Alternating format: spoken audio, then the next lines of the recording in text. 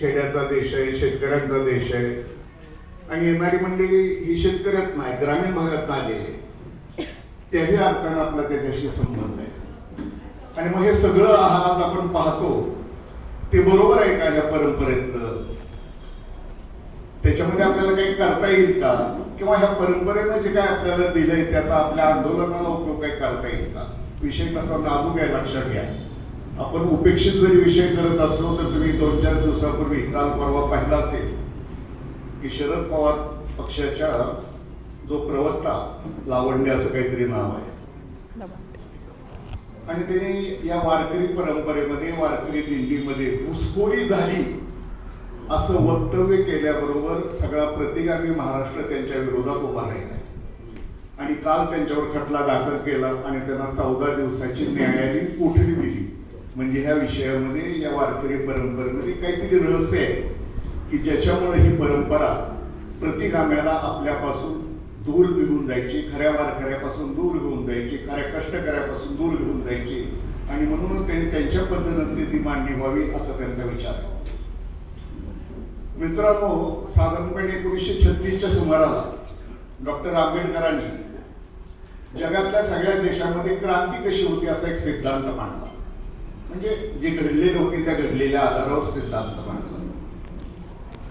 त्यांचं म्हणणं असं होतं आणि मार्क्सचंही म्हणणं तसंच होतं की ज्या कुठल्या समाजामध्ये, ज्या देशामध्ये राजकीय क्रांती घडवून आणायची असते त्या देशामध्ये सामाजिक आणि धार्मिक क्रांती किंवा सुधारणा अगोदर व्हावी लागते, तरच राजकीय क्रांती होते. जर सामाजिक सुधारणा झाल्या नाही, धार्मिक क्रांती झाली नाही, धार्मिक सुधारणा झाल्या नाही, तर ते असं काहीतरी विचित्र असं करून तयार होतं की ज्याचे परिणाम आपण आपल्या देशामध्ये आज सुद्धा भोगतो आहोत. लक्षात घ्या. म्हणजे महात्मा फुले आणि त्यांची परंपरा ही सामाजिक सुधारणेचा आग्रह धरत होती, सामाजिक क्रांतीचा आग्रह धरत होती. आणि ह्या परंपरेला तत्कालीन राष्ट्रवाद्यांनी उपासना असं म्हटलं होतं की काहीतरी इंग्रजाचे एजंट आहेत, हे स्वातंत्र्य आंदोलनाला काहीतरी तडा देईल असं काम करायला निघालेले. हे असं का म्हटलं गेलं?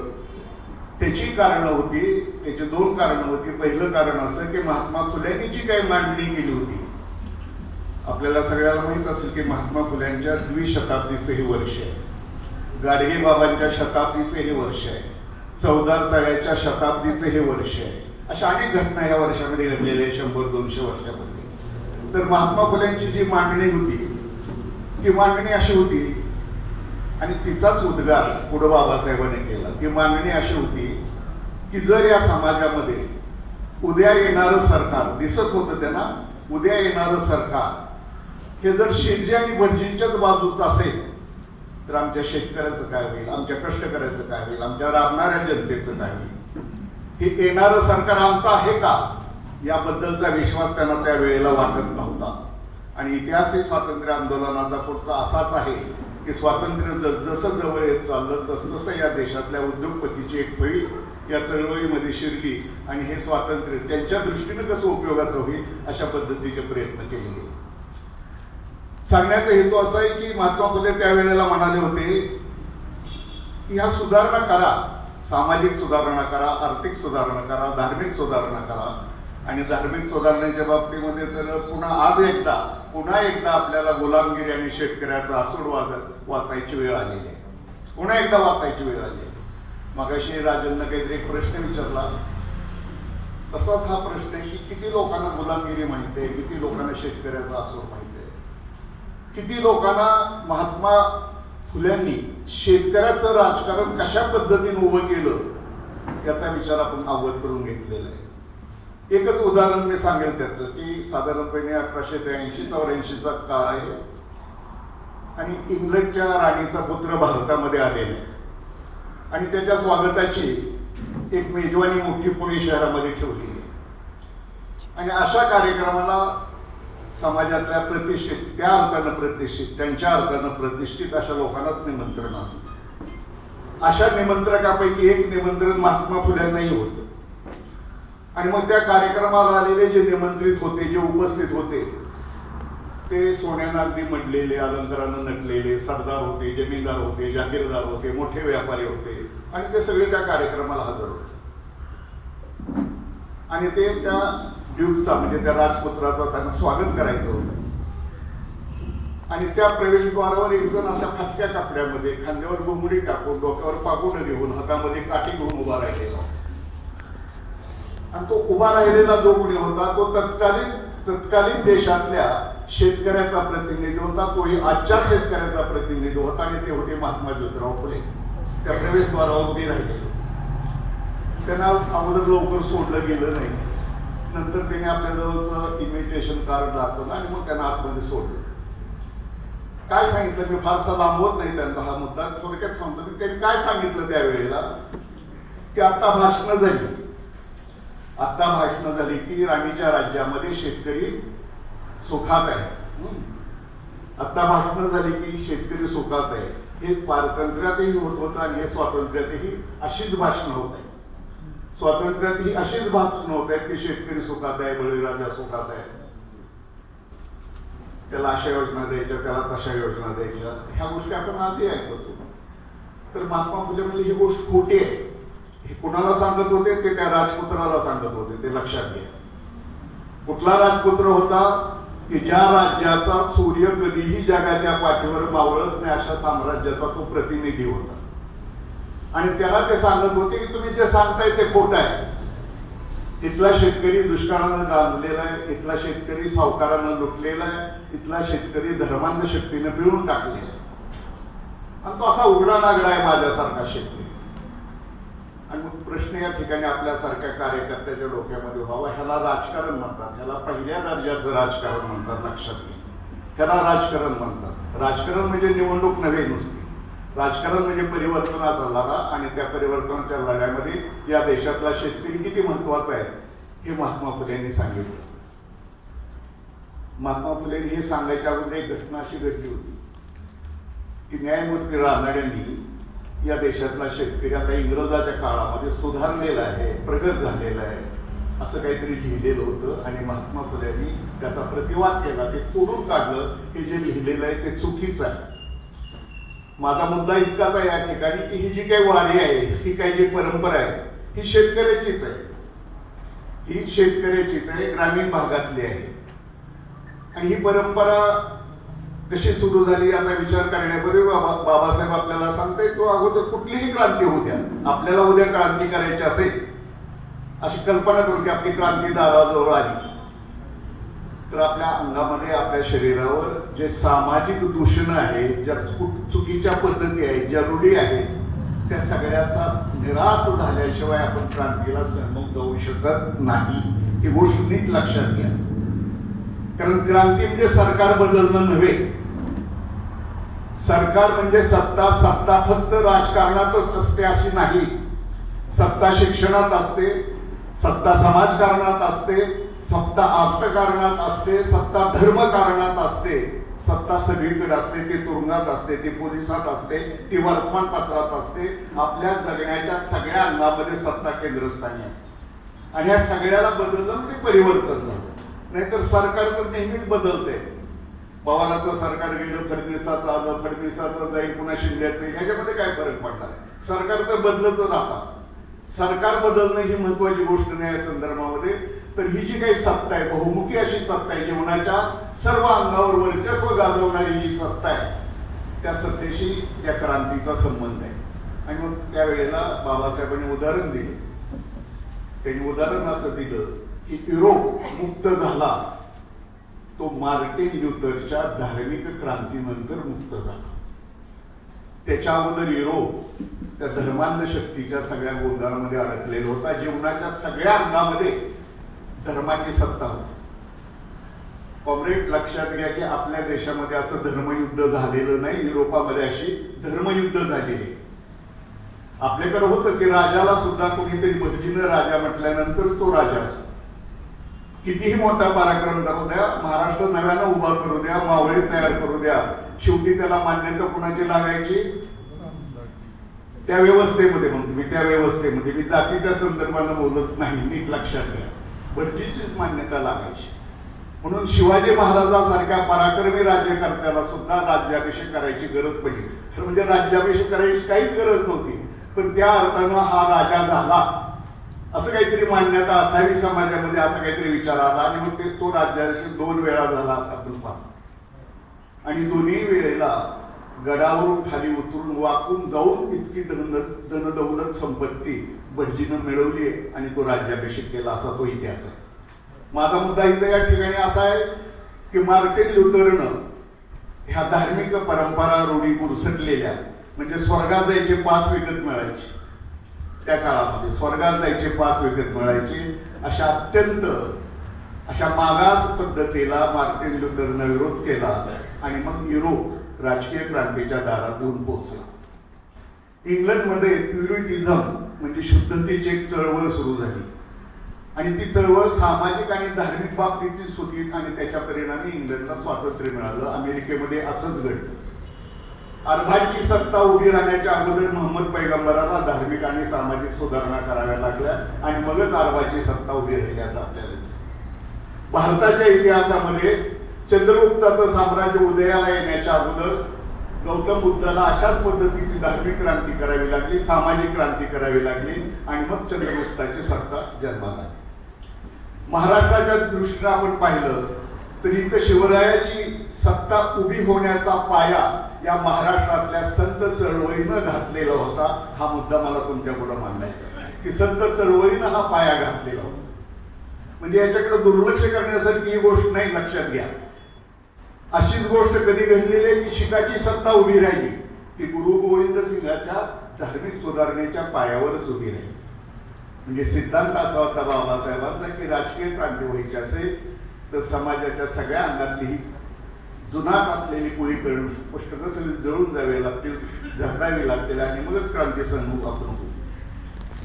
ते सांगत होता मार्क्स की आपण भागवती सत्तेचा पराभव केला, पण जर राज्य यंत्रणा 30 ठेवली, नोकरशाही 30 ठेवली तर पुन्हा त्या स्वातंत्र्याचं, त्या पुन्हा सत्तेचं, त्या क्रांतीचं काय होईल असा प्रश्नही त्या काळात झालेला होता.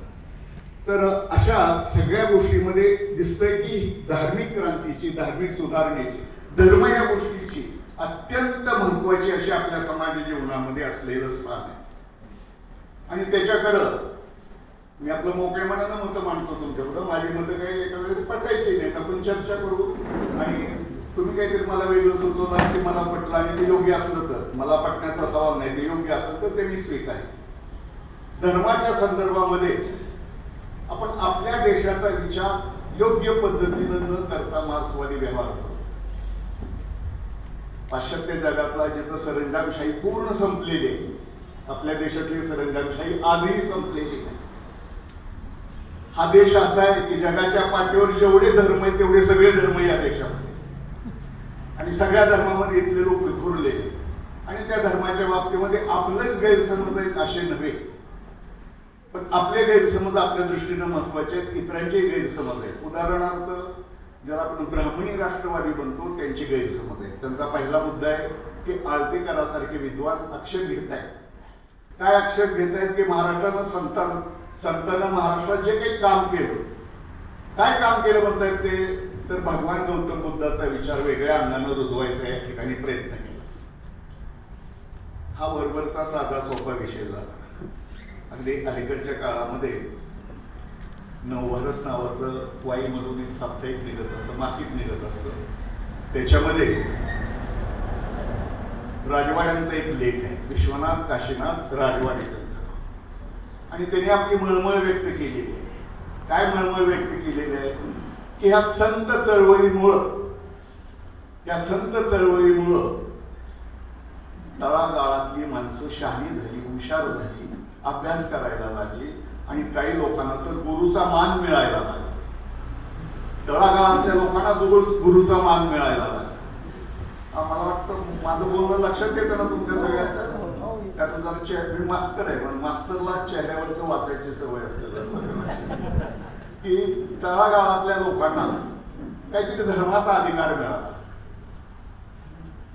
आणि हा धर्माचा अधिकार मिळाला म्हणजे एका व्यवस्थेचं, एका वर्गाचं जे काही इतक्या दिवस नियंत्रण होतं ते नियंत्रण आपल्या हातातनं सुटायला लागलं आणि ते सर्वसामान्य लोकांच्या हातात जायला लागलं. याच्या पोटी केलेली राजवाड्याची टीका होती. दुसरा एक टीका करणाराचा वर्ग आहे आणि तो म्हणजे पूर्वाश्रमीचे दलित लेखक. त्यांचं म्हणणं असं आहे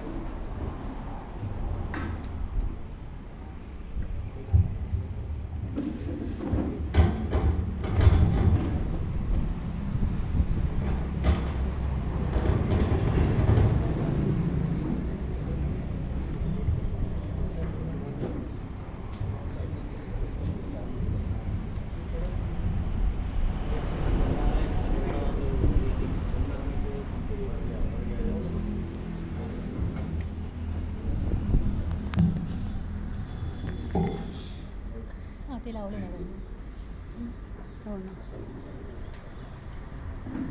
तर हा जो राजवाड्यांचा विचार सांगितला, त्या राजवाड्यांच्या विचाराचा शेवटचा त्याचा उद्गार असा होता की महाराष्ट्रातले संत टाळकुटे होते, त्यांनी समाजाला नेबळट बनवलं, त्यांनी या महाराष्ट्रातल्या लोकांची संघर्षाची शक्ती कच्ची केली, अशा पद्धतीचा हा पहिला अभिप्राय.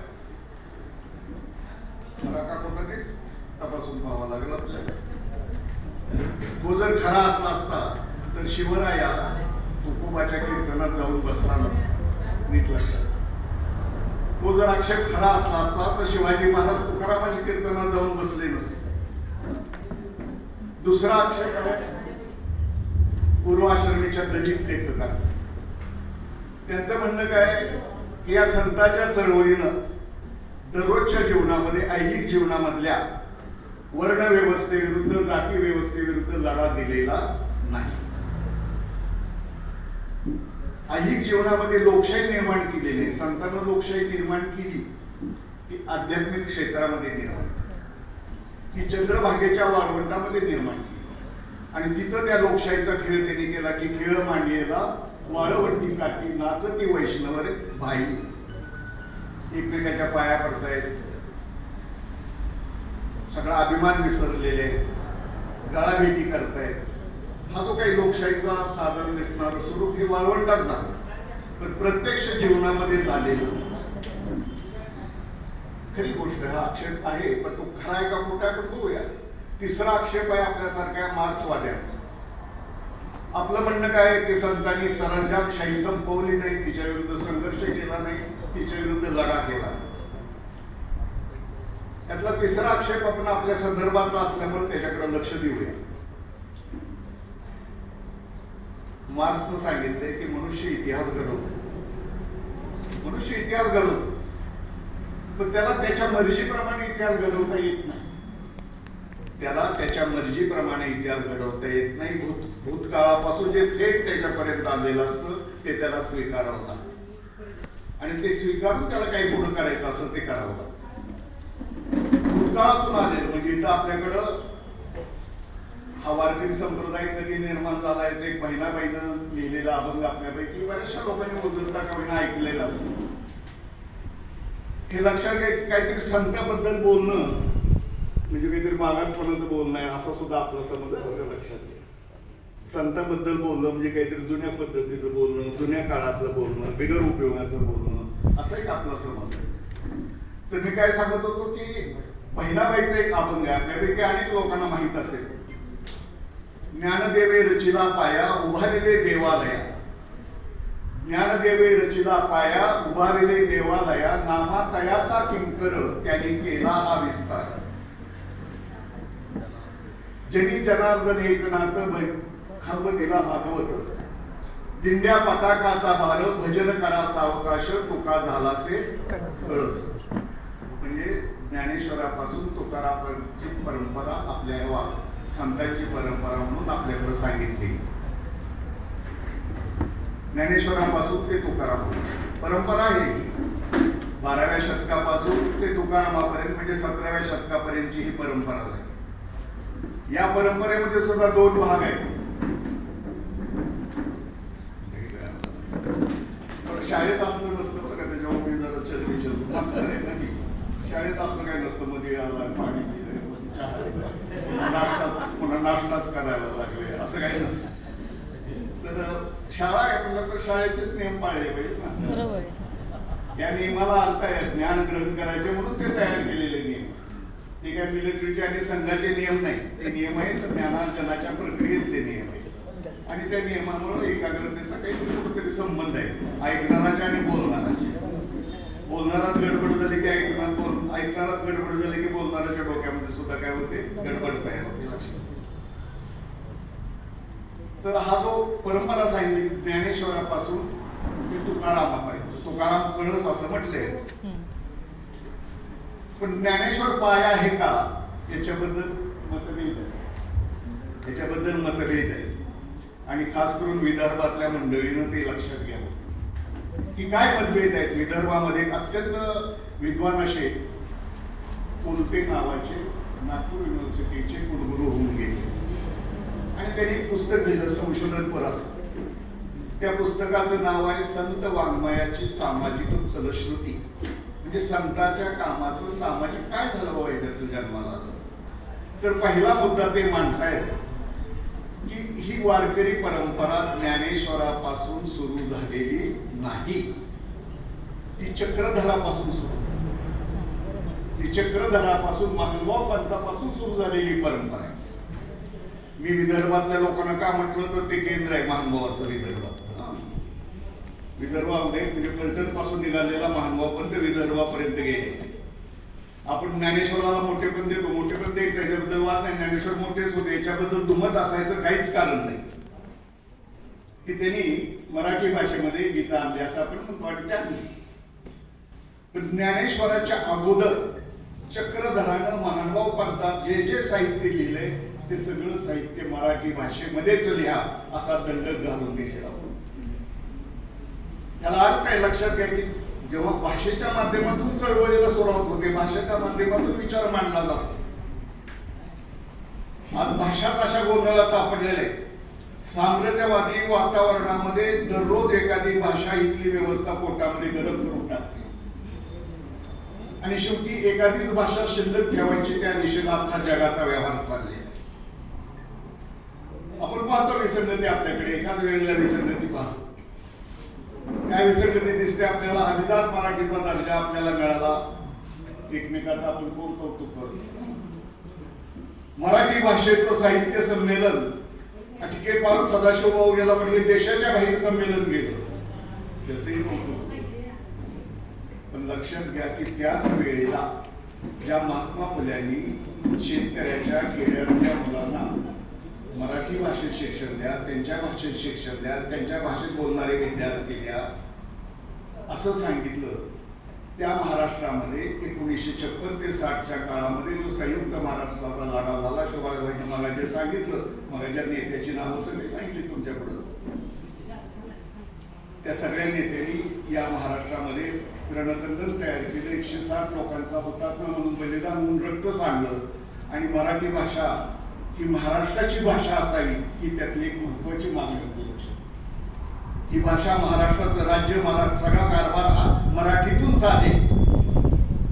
आणि आज चित्र असं दिसतंय किसान सभेनं आंदोलन मगापासून खूप सांगितलं राज्यातनं करायला. मी एक आंदोलन आपल्याकडे सोपवतो आणि ते महत्वाचं आंदोलन आहे की आपल्या गावातल्या सरकारी शाळा बंद करू देऊ नका. अत्यंत महत्वाचं आंदोलन. त्या जर शाळा बंद पडल्या तर मतीविना गती गेली, गतीविना व्यक्त गेले, वित्ताविना शूद्र कसले, सगळे अनर्थ झाले. सगळे अनर्थ होतील कारण शिक्षणाची दारच बंद होती. शिक्षणाची दारच बंद होतील. आपण पाहतोय सध्या चर्चेचा विषय की या देशामध्ये 20,000 कोटी रुपयाचा क्लासचा व्यवसाय आहे. म्हणजे सरकारी आकड्याप्रमाणे त्याच्यापेक्षा जास्तच आहे. 20,000 हा 56,000 कोटीचा आहे. लक्षात साम्राज्य उभी केलेले. धर्मवीर भाऊराव पाटील हे शिक्षण तयार करणारे, शिक्षणाची दारं उघड करणारी माणसं. महात्मा फुले सावित्री शिक्षणाची बंद झालेली दारं आपल्यासाठी किलकिली करत होती. आज शिक्षण संस्था चालवणाऱ्यांना शिक्षण सम्राट म्हणतात. शिक्षण सम्राट म्हणतात, शिक्षण महर्षी म्हणत नाही. आपण अशाच एका सम्राटाच्या परिसरामध्ये असाच एक सम्राट आहे महाराष्ट्रातला. आणि आपलं माहितीसाठी म्हणून सांगतो की त्यांचं नाव आहे डॉक्टर पतंगराव कदम. त्यांचं हे साम्राज्य शिक्षणाचे तर ह्या शिक्षणाच्या संदर्भातला विचार मी सांगण्याचं कारण असं की आपण मार्क्सवादी मंडळीनं ह्या चळवळीकडं उपासना पाहिला आणि सांगितलं की नाही बाबा हिने काहीतरी सरंजामशाहीचा पराभव केला नाही. सुभाष भाऊ आहे तिथं आपल्याकडे बोलले, तिथं बोलण्याच्या ओघात मी विसरेल म्हणून सांगतोय की क्रांतिसिंह नाना पाटलाच्या गळ्यामध्ये शेवटपर्यंत पंढरीच्या विठ्ठलाची माळ होती. ही गोष्ट नीट लक्षात घ्या. ही गोष्ट तुमच्या सगळ्यांनी माळा घाला असा त्याचा अर्थ नाही, नाहीतर सगळेजण माळा घालतील असा त्याचा अर्थ. त्याचा अर्थ असा आहे की जेव्हा लेनिनला एक जणांना कार्यकर्त्याने विचारलं की आपल्या पक्षामध्ये आपल्या संघटनेमध्ये कुणाला सभासद करून घ्यायचं, धर्म मानणाराला सभासद करायचं का, धर्म मानणाराला सभासद करायचं का? आणि तुम्ही जर तसं करणार असाल तर तुम्ही संधी साधू आहात, तुमची गोष्ट चुकते, तुम्ही काहीतरी लोकांचा अनुनय करायला निघालाय. लेनिननं सांगितलं हे बघ, असा प्रत्येक माणूस जर निवडून काढायचा आणि तो धर्म मानला म्हणूनच जर आपल्यामध्ये घ्यायचा तर या पक्षामध्ये तू आणि मी आपण दोघं जण शिल्लक राहू, बाकी याच्यामध्ये कुणीही येणार नाही. आपलं काम आहे आलेल्या लोकांना प्रगत करणं, आलेल्या लोकांना दिशा देणं. असं तयार होतं ते बाजारामध्ये मिळणारे हे मॉडेल नाही समाजवादाचं, मार्क्सवादाचं. ते घेतलं हे मॉडेल कुठे मिळतात? शिंदेच्या शिवसेनेतून, ठाकरेच्या शिवसेनेतून, शरद पवारांच्या काँग्रेसमधून, अजित पवारांच्या काँग्रेसमध्ये मिळतात. इकडे तसली मॉडेल्स मिळत नाही. ही घडवावी लागतात, ही घडवावी लागतात. आणि म्हणून खेड्यातल्या सगळ्या कामगारांपुढे बोलत असताना लेनिन पुन्हा पुन्हा सांगायचे की तुम्ही अभ्यास करा, तुम्ही अभ्यास करा, कारण मध्ये आपली क्रांती यशस्वी होणार आहे. आणि क्रांती यशस्वी झाल्यानंतर असं म्हणू नये हे काहीतरी अनपट माणसाच्या हातामध्ये या देशाचं राज्य गेलं, काय होणार आहे या देशाचा आता, तर त्याचा अभ्यास आपल्याला करावा लागतो. तर मार्क्सवादी विचाराचं म्हणणं होतं किंवा तुम्ही समाजवादी क्रांती केलेली नाही, असे वेगवेगळे आक्षेप होते. आक्षेप का विशिष्ट घेतले गेले, देशाची परिस्थिती सगळी आपली बाजूला ठेवली होती. तरी चक्र जर सांगत होतो तुमच्याकडं किती महान कार्य आहे लक्षात घ्या. राजन पुन्हा पुन्हा राहत नाही की धर्माच्या बाबतीमध्ये महात्मा फुल्यांनी किती मोठं काम केलंय हे आपण सगळेजण विसरतोय, आपण सगळेजण विसरतोय. महात्मा फुल्यांनी स्थापन केलेला जो धर्म होता त्या धर्माचं नाव काय होतं? सार्वजनिक सत्यधर्म. ते म्हणतायत या धर्मामध्ये परमेश्वर नाही. महात्मा फुले परमेश्वर मानत नव्हते, निर्मित मानत होते, निर्माण करणारी कुठलीही निसर्गाची शक्ती एवढंच मानत होते. तिथं देव नाही, देवाची मूर्ती नाही, देव नाही, देवाची मूर्ती नाही म्हणजे देवाची पूजा नाही, देवाची पूजा नाही म्हणजे भजची नाही, प्रसाद नाही, अंधारा नाही, दुपारा नाही, नवस नाही, सायात नाही, काही. लक्षात घ्या, एक भाग सांगितला या धर्मात. दुसरा भाग असा होता, आम्ही पुन्हा पुन्हा तुमच्याकडे फार महत्वाची गोष्ट आहे लक्षात घ्या, तुम्ही पटवून द्यायला तुम्हाला पात्र होईल की नाही माझी गोष्ट मला कळत नाही. दुसरा आज धर्माचा गोंधळ आहे या देशामध्ये, त्या लक्षात हे सगळा गोंधळ बाजूला सोडून क्रांती वगैरे होत नसते. हा सगळा गोंधळ जर दुर्लक्ष करायचा आणि क्रांती करायला निघालो तर असं होऊ शकत नसतं. दुसरा गोष्ट सांगितली की जी वेगळी होती महात्मा फुलेची.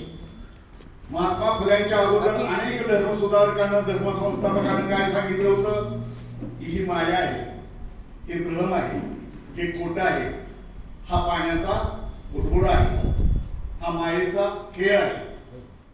महात्मा फुले हे असेच धर्मसंस्थापक होते. ते म्हणाले की हे सत्य आहे, जग सत्य आहे, ते सुंदर आहे, ते चांगलं आहे, त्याच्यामध्ये दुःख जरूर आहे, पण दुःख आपल्याला घालवता येतं, परिवर्तन करता येतं, संघर्ष करता येतो. हा एक दुसरा मार्ग महात्मा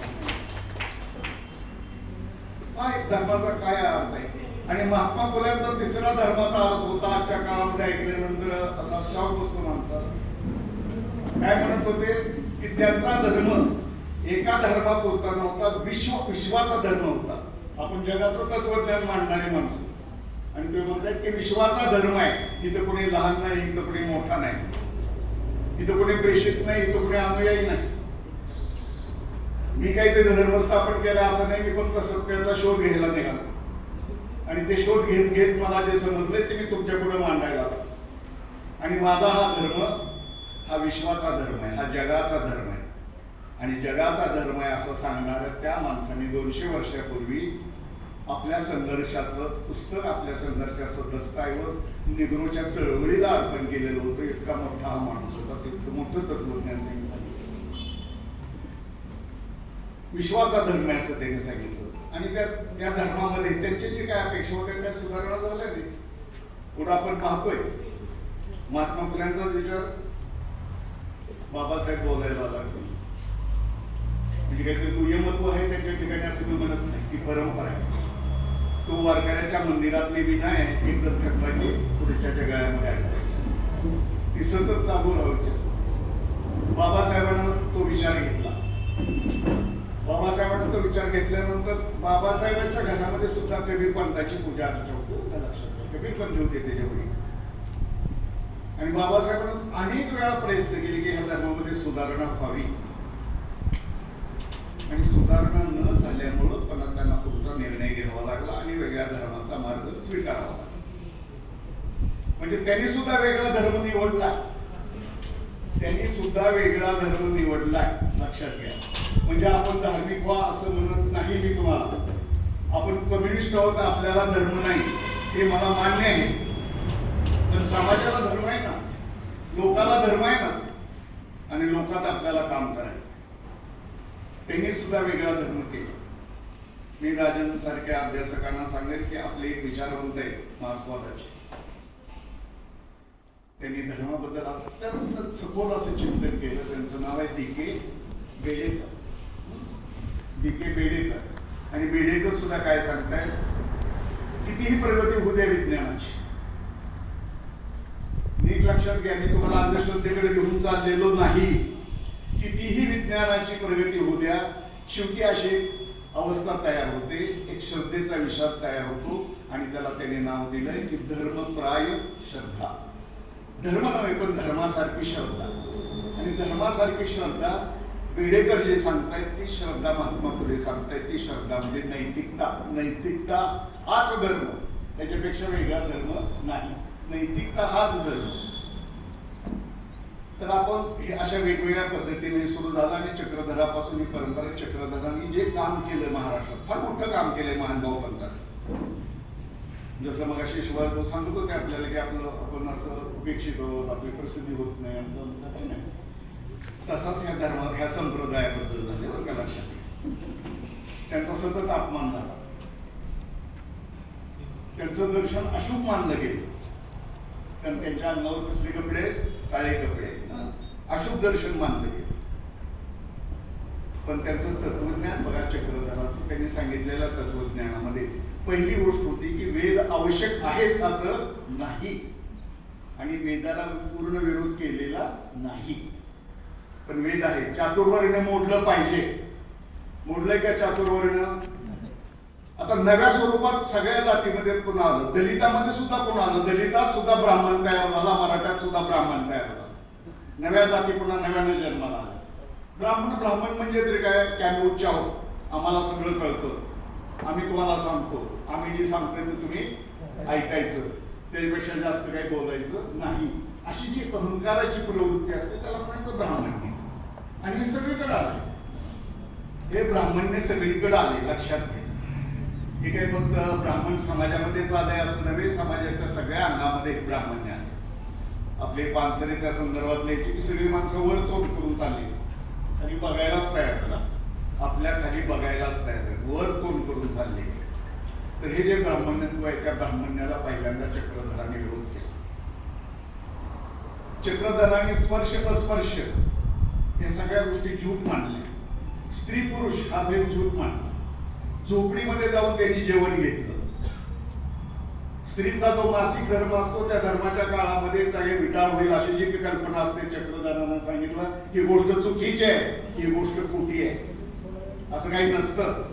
आणि हीच गोष्ट भावांनी, हीच गोष्ट चोखाची जी सोयरा होती त्या सोयरांना सांगितलं की देहा माझी विटाळ. सगळीकडेच विटाळ आहे, माणसाचा जन्मच विटाळातनं झालेला आहे. सोय काय म्हणताय तुम्ही? म्हणजे परंपरेमध्ये कसा धागा पुढे येतो हे लक्षात घ्या. चक्रधरांना मूर्तीपूजाचं त्या काळामध्ये इतकं स्तोम माजलेलं. हे मी सांगत असताना आजचा काळ माझ्या डोक्यामध्ये सारखा माझ्याबरोबर संघर्ष करतो, लक्षात घ्या. कोणा तिथं झालोय आपण, आपण तिथंच आलोय. देश गरीब आहे, माणसं गरीब आहेत आणि देवस्थानं श्रीमंत आहे. देवस्थानं श्रीमंत आहे. मगाशी सांगितलं नाही की शिक्षण महर्षीपासून आपण कुठं आलो, शिक्षण सम्राटापर्यंत. आता देवस्थानापासून देवस्थानाची संस्थानं झाली. शिर्डीचं संस्थान, शेगावचं संस्थान, पंढरपूरचं संस्थान. संस्थान म्हणजे पुढे गेला हा प्रकार सगळा. हा सगळाच प्रकार पुढे गेला. तर आज सुद्धा अशा देवदेवताचं अनेक उदंड पीक झालं तयार, उदंड पीक तयार. चक्रधराने पाहिलं होतं की तो काळ होता देवगिरीच्या यादवाचं राज्य होतं, रामदेवराव यादवाचं राज्य. आणि त्या रामदेवराव यादवाचा जो प्रधान होता, जो प्रमुख होता कारभाराचा, त्याचं नाव होतं हेमाद्री पंत. आपण मंदिराचं बांधकाम हेमाडपंथी असं म्हणतो. तो हेमाद्री पंत, तो हेमाद्री पंत मुख्य कारभार पाहणार. जसं पेशव्यांनी जेवणावळीमध्ये राज्य घालवून टाकलं, दक्षिणा देण्यामध्ये राज्य घालवून टाकलं आणि नाच गाण्यामध्ये राज्य घालवून टाकलं, तसा हा हेमाद्री पंत होता. काय केलं या हेमाद्री पंतानं? एक ग्रंथ लिहिला. त्याचं नाव आहे चतुर्वर्ग चिंतामणी. म्हणजे दिवसाला किती व्रत करावी अशी हजारो व्रत सांगितली. तरी उजवा पाय टाकायचं का डावा पाय टाकायचं, तिथपासून सुरू झाला आपला. मांजर अडवून गेलं तर पुढे जायचं का घरला परत यायचं. अशी पावला पावलाला व्रत वैकल्य इतकी सांगली. व्रत वैकल्य सांगणं म्हणजेच माणसाला अज्ञानामध्ये उडवून टाकणं, डुंबून टाकणं. व्रत नव्या स्वरूपात आज पुन्हा एकदा आलेले आहेत, नीट लक्षात घ्या. नव्या स्वरूपामध्ये आज पुन्हा व्रत आलेले आहे. जर समाजाचं निरीक्षण आपण ज्या घरात येतो, त्या ग्रामीण भागातनं, त्या शेतकरी शेतमजूर कामगार घरातनं आज बैठकीला सत्संगाला शेकडो स्त्रिया जायला लागल्या. नुसत्या त्या जात आहेत असं नव्हे, आपण आपला बहुबंद नवरा त्यांना मोटरसायकलवर घेऊन तिथं पोहोचवतोय असं दृश्य. आणि त्याला काय नाव दिलंय? सत्संग. आणि त्या सत्संगाचीच एक आवृत्ती मुंबईच्या जवळ 2 वर्षापूर्वी, काय नाव दिलं ते महिला धर्माधिकाऱ्यांच्या त्या कार्यक्रमामध्ये माणसं चिरडून मिळली, चिरडून माणसं मिळली. सत्संग सगळीकडे आहे. मी माझ्या बरोबर काम करणार, आपला लहानसा कम्युनिस्ट पक्षाच्या चळवळीतला कार्यकर्ता आहे. प्राध्यापक वगैरे ते पोटासाठी होतं ते समजलं. मी चळवळीतला कार्यकर्ता. मी माझ्या आपला सत्संग आहे कसला दुर्जनाचा संघ आहे. आपण काय करतो इथं? दारू कशी प्यावी, जुगार कसा खेळावा हे शिकवतो का आपण इथं? फसवावं कसं हे शिकवतो का आपण इथं? आपल्या इतकं सत्संगाचं काम या देशामध्ये जगाच्या पाठीवर दुसरं कुणीच केलं नसेल इतकं सत्संगाचं आपलं काम आहे. पण ते काम आपलं तितकं चांगलं असतं असं म्हणून भागत नाही. ते लोकांनी मानावं.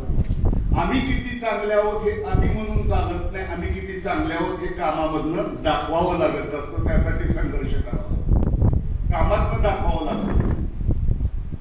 तर चक्रधरांनी या सगळ्या गोष्टी मोडून काढल्या. अनेक देवतर जिथं मंदिरं झाली होती ती संपवून टाकली. पुन्हा गोंधळ होते राजा. आता तोच भानगड झाली. आज एक मशीद झाली, उद्या एक दुसरी मशीद, परवा तिसरी मशीद. ती कशी काढायची, त्याच्या खालचा देव कसा शोधायचा, त्याच्या खालचा देव कसा शोधायचा आणि भांडणं समाजाने कशी लावायची, हाच कार्यक्रम आहे. हे राजन ज्या भागात आले परभणी,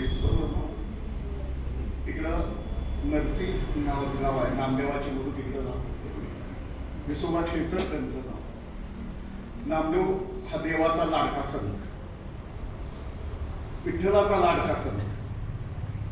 तर त्या लाडक्या संताचं सुद्धा एक तत्वज्ञान होतं आणि ते ज्ञानेश्वरापेक्षा सुद्धा मोठं होतं. काय होतं त्याचं तत्वज्ञान? तर काय म्हणायचे, मला व्रत दान तीर्थक्षेत्र आमच्या डोक्या बाकीची मला गरज नाही. मला जायची गरज नाही तीर्थाला, पूजा अर्चा करायची गरज नाही, मला जपताप करायची गरज नाही, उपास तापास करायची गरज नाही. मला फक्त माझ्या ईश्वराचं, परमेश्वराचं, विठ्ठलाचं काय करायचंय? नामस्मरण. लाडका भक्त. मग सगळी भक्त मंडळी जमा झाली. तीर्थावळी म्हणून अभंगाचा एक प्रकार आहे, त्याच्यातून सगळी भक्त मंडळी जमा झाली. आणि मग यांची परीक्षा घ्यायचं ठरलं की कुठलं मडकं भाजलेलं आहे, कुठलं मडकं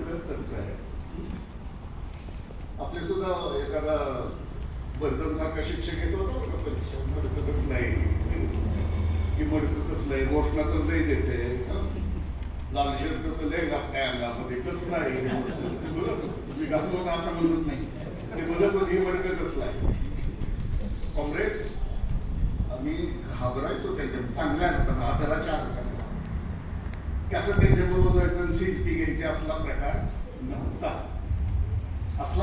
नव्हता म्हणजे काही ते काहीतरी वेगळेच होते रागीट होते असं मी सांगत नाही असा योग्य पद्धतीचा आदर होता की फोटो काढण्यापेक्षा विचाराच्या गोष्टीची चर्चा करा ते आमच्यासारख्या हा मास्तर आम्हाला माहिती आहे तुम्ही काय बोलणार थोडक्यात मुद्दा सांगा नाही मी केलं आम्ही दीर्घकाळ राज्य कार्यकारिणीतला सभासद होतो आणि थोडंच बोला म्हणजे असं सांगू नका आम्हाला आणि तसंच नेमकं सांगणारे दुसरे आपल्या किसान सभेचे महाराष्ट्राचे नेते आणि पक्षाचे सेक्रेटरी माधवराव गायकवाड आमच्या प्राध्यापकाचा संप झाला 80-79च्या सुमारास देशभर आम्ही काही प्राध्यापक होतो क्रांती जेजुरकर सारखे सयाजी पाटला सारखे असे काही प्राध्यापक होतो आम्ही त्या बॉडीमध्ये आम्ही प्रयत्न करायचो की पक्षाच्या अधिवेशनामध्ये या संपाला पक्षाने काय करावा पाठिंबा द्यावा पाठिंबा द्यायचा काय काय काम करता तुम्ही सांगा त्या काळात बरं का आता आजच्या काळात तर वर्ग पुढे गेले काय करताय तुम्ही समाजासाठी अजून मोठे गावकडे यायचा होता त्या काळातली गोष्ट तुम्हाला अजून हुडकून काढलं पाहिजे तुमच्या रस्त्यावर काय करताय तुम्ही लोक शेवटी ठराव मांडला कारण त्याचं कारण असं होतं की जशी किसानाची सभा आहे तसं या देशामध्ये विसरण्याचा प्राध्यापक आता 2-2.5 लाख रुपये पगार मिळवायला लागले या देशात प्राध्यापकांना हे दिवस दाखवणारा संघटन बांधणारा या देशाचा नेता बुद्धदेव भट्टाचार्य आपल्या कम्युनिस्ट पक्षाचा सभासद होता आणि त्यांनी मांडलेले आहे आणि मग आपला प्रवास तिथपर्यंत गेला मी सांगत होतो की चक्रधराने हे सगळे प्रयोग केले आणि मग नामदेव हा त्यांचा नामदेव हे असंच असतं कीर्तनामध्ये आणि मग काहीतरी विसरलं की हा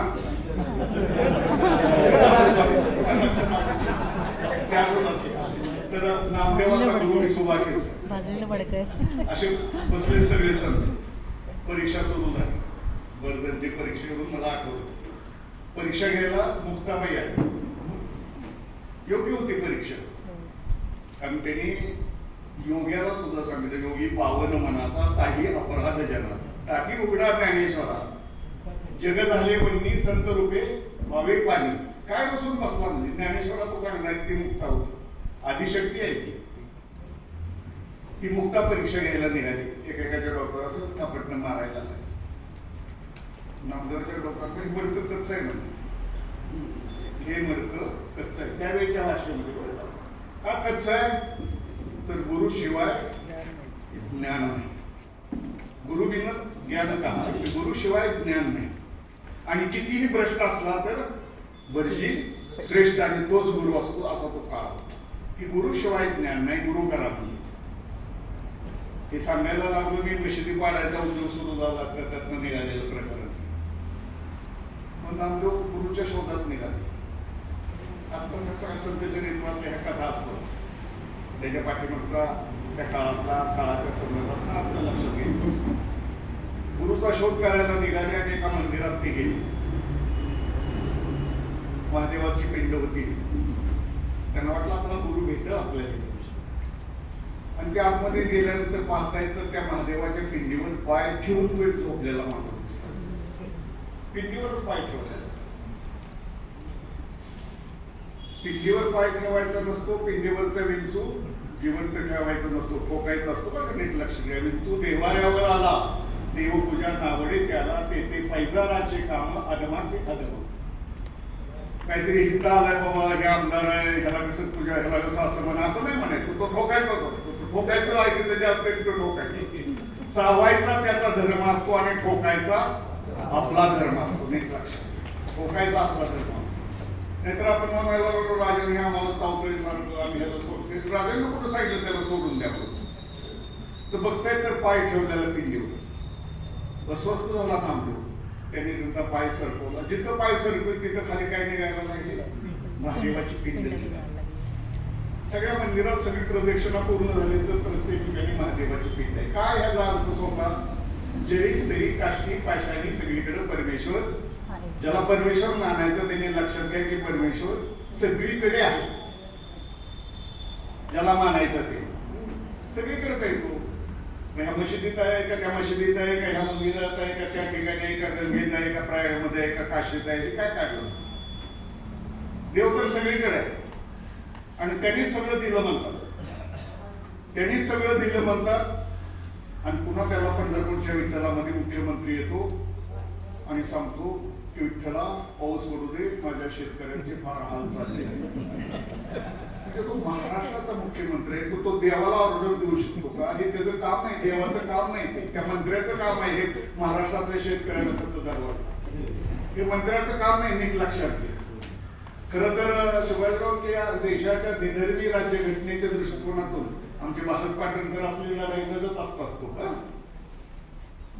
काय मंत्र्यांनी त्या ठिकाणी पूजा करायला जाण्याचं या व्यवस्थेमध्ये राज्यघटनेमध्ये न बसणार कृत्य आहे, हे लक्षात.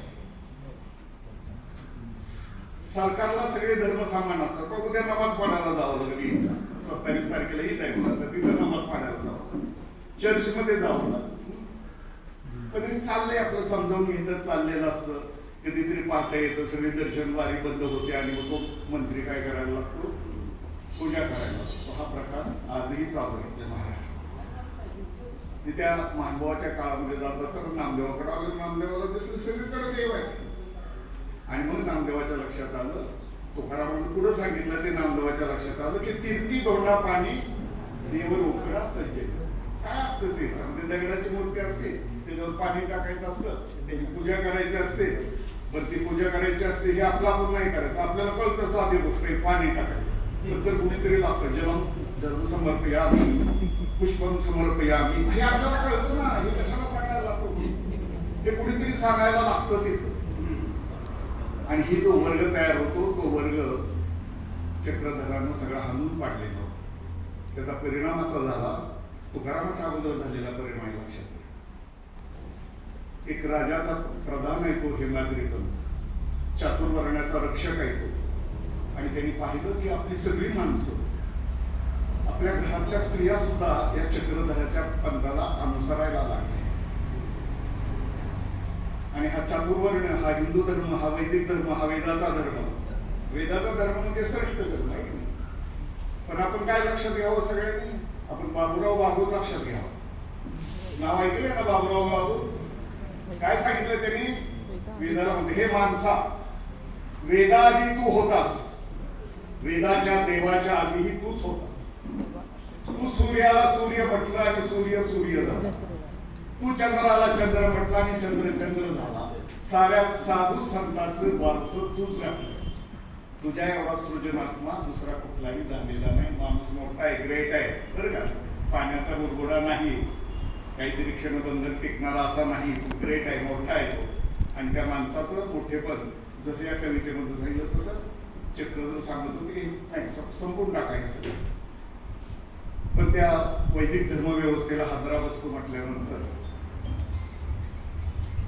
चक्रधरावर 4-5 वेळा विषप्रयोग होते. महात्मा गांधी मारायच्या अगोदर विषप्रयोग झाले. तुमच्या लक्षात 3-4 विषप्रयोग, काही हल्ले झाले. विषप्रयोग म्हणायचे हल्ले म्हणून. तर विषप्रयोग झाले आणि शेवटी फार ग्रस्त वाढले महानुभाव असं म्हटल्यानंतर राजाच्या सहकार्यानं चाललंय बरं का. राजाच्या सहकार्यानं चाललंय. आपण एकीकडे शिवाजी महाराज की जय म्हणतो आणि दुसरीकडे साताऱ्याच्या गादीचा कोण राजा असेल तो मोदीच्या पायावर पगडी ठेवतो. आणि हे राजाच्या सहकार्यानं असं चित्र आपल्याला. तर राजाच्या सहकार्यानं ते हेमाद्री पंथाला मारून टाकलं, वध गेला. तुकारामाच्या अगोदर केलेलं वध आहे. तुकारामाच्या अगोदर केलेलं वध आहे. जिथं तुकारामाला मारलेल्याचा गुन्हा नोंदवला गेला नाही तिथं पानसऱ्याचा शोध कसा काय लागला? कुठल्या व्यवस्थेत कसा शोध लागायचा? तीच व्यवस्था आली ना पुन्हा. तीच व्यवस्था पुन्हा आली. उत्तरात पंते बीजाके असं लिहिलेलं असतं. उत्तर दिशेला निघून गेले. कुठं गेले माहित नाही. आकाशाने दिले का जमिनाने दिले का वर उचलून नेले देवाला तर काय माहित नाही असं सांगायचं की नंतर मला लक्षात मारून टाकलं त्या चक्रधराने केलेलं काम काय होतं वेदाचं प्रामाणिकपणे केलेलं होतं ज्यातून मोडलेलं होतं जाती मोडलेला होता अनेक देवताची उपासना मोडलेली होती स्पर्श मोडून टाकलेला होता एक वेगळं वातावरण चांगलं तयार व्हायला लागलं त्या पार्श्वभूमीवर ज्ञानदेवाचा उदय झाला ज्ञानेश्वर खूप मोठे विद्वान आहेत तपश्चर्या केलेले आहेत ज्ञानी आहेत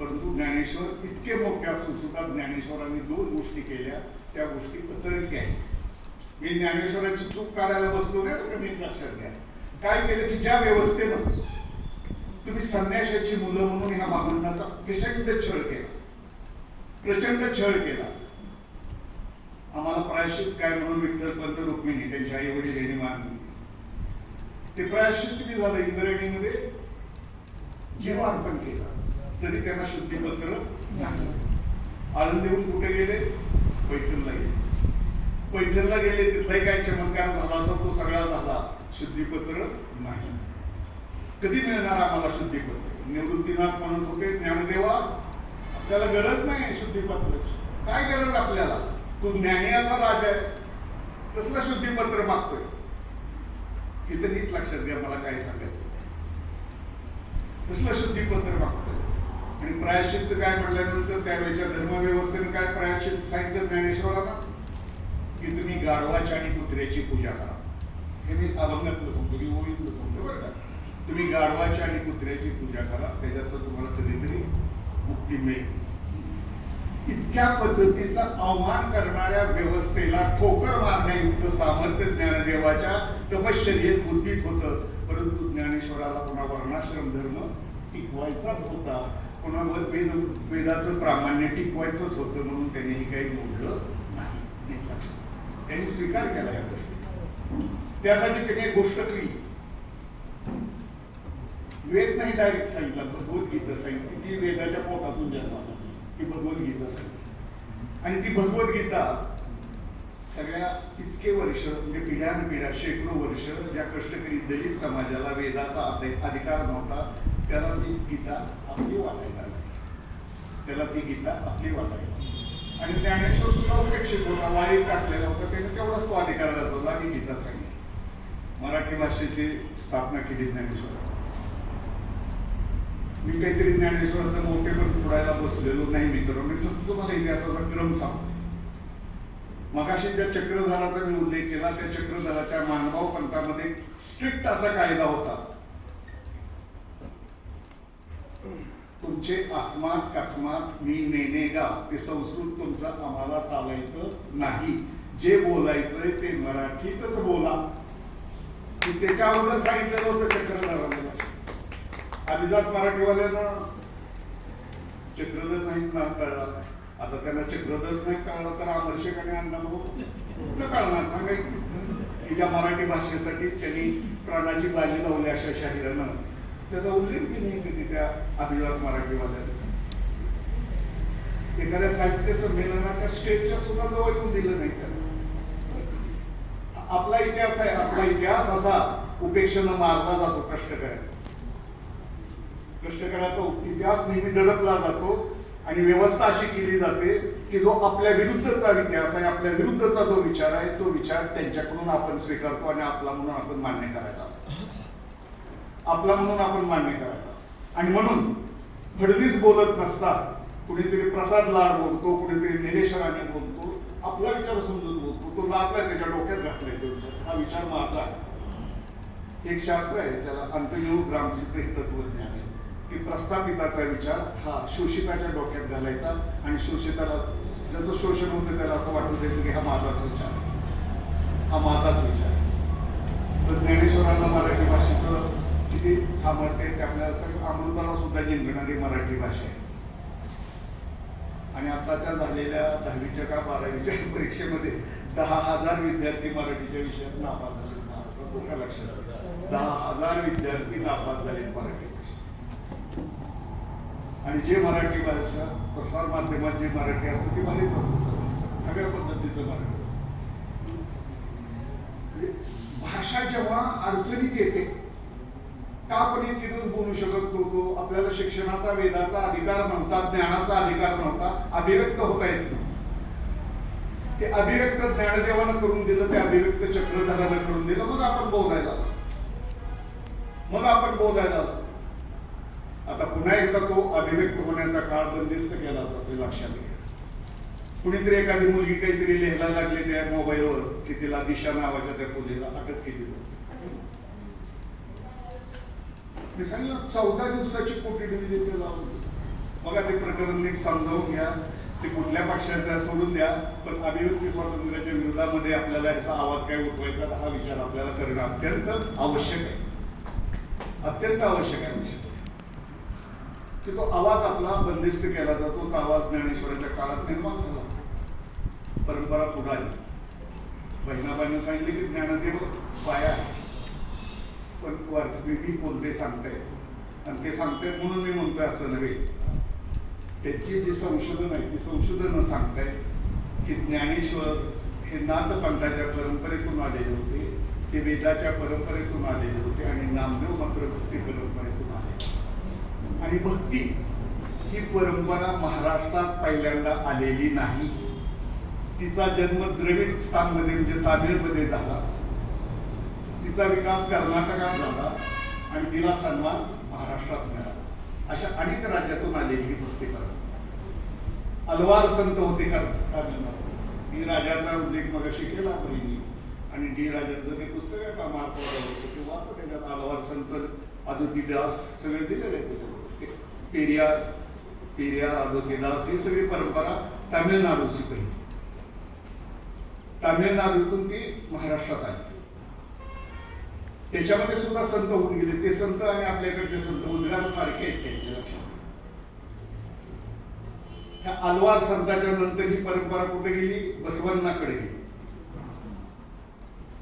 बसवण्णाने ही परंपरा सांगितली की मगाशी म्हटलं की तीर्थी धोंडा पाणी देव रोकडा सज्जनी. बसवण्णा म्हणतोय अरे देव तुझ्या आतमध्येच आहे, कुठं चालला बाहेर शोधायला, कुठं बाहेर शोधायला चाललाय. आणि तेच तुकाराम म्हणतायत की हरणीच्या देवीमध्ये कस्तुरी असतो तर ते इकडं तिकडं धावत फिरतोय, ती तिच्या जवळ नाही. कसं देव असला तर आपल्या आतमध्ये, आणि त्याला नैतिकतेनं आपल्याला जागा करायचं, त्याला काही द्यायची बिची भानगड नाही. नामदेवापासून आलेल्या ह्या परंपरेमध्ये नामदेवाने काय केलं नेमकं की पूजा योग तपश्चर्या आमचं तमचं भानगड न करता सामान्य माणसाला 18 पगड जातीचे संत तयार झाले बरं का नामदेवाच्या काळात.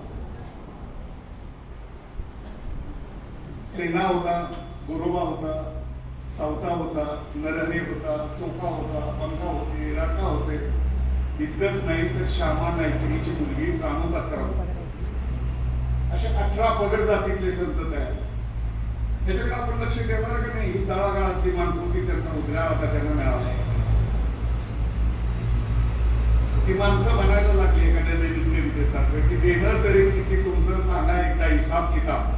संस्कृतीच्या रक्षणदारांनो विचारतो आहे द्या जबाब. आम्ही विचारतो तुम्हाला किती आम्हाला दाखवता. ही 18 पगड जातीतली माणसं होती आणि त्या सगळ्यांनी दुःखाचा एक सुस्कारा सोडला बरं का, लक्षात घ्या. ठीक बघा सगळ्या की आम्ही शूद्र जातीचे आमची जाती ही नाही. चोखोबा सारखा मोठा संत तर काय म्हणतोय, मी तुमच्या दारीचा पुतळा तुमच्या उष्ट्यासाठी देव. म्हणजे मानवी जगण्याची जी विटंबना असते ती सगळे विटंबना, ही सगळी तळागाळात आलेली माणसं. आणि ह्यांना सगळं कळत होतं, वेद कळत होतं. तुकाराम म्हणत होता वेदाचा तो अर्थ आम्हाच ठावा, आम्हाला विचारा वेदाचा अर्थ. तुम्ही येण्याने काय डोक्यावर वाजत नाही.